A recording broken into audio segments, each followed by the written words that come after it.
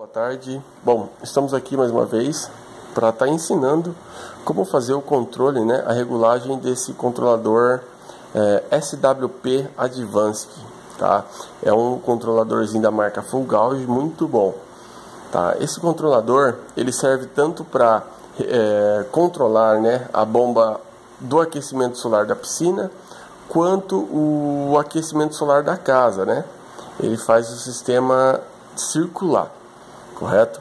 Então, de início a gente tem aqui no sisteminha, no LED, né, aparecendo 28.5 graus.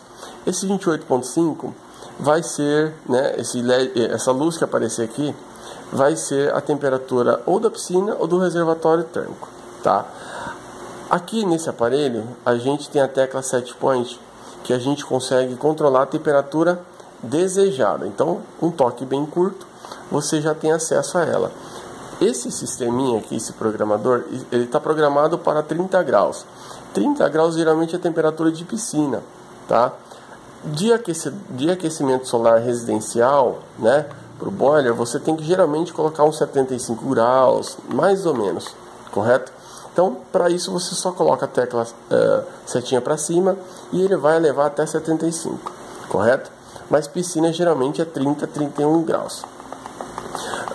Ele é super simples de mexer, tá? Você aperta Set Point mais uma vez, ele volta para a temperatura que está o reservatório ou a piscina, correto? Esse sistema, esse controlador sempre tem que estar no modo automático, tá? Isso é bom ser bem lembrado. Porque o que acontece? Se ele está no modo automático, é porque ele está funcionando de acordo com as configurações do técnico. Nunca pode estar em modo manual, a não ser que seja teste, tá? Porque senão a bomba fica ligada sempre direto. E nem no off. Então vamos lá. A tecla off é essa.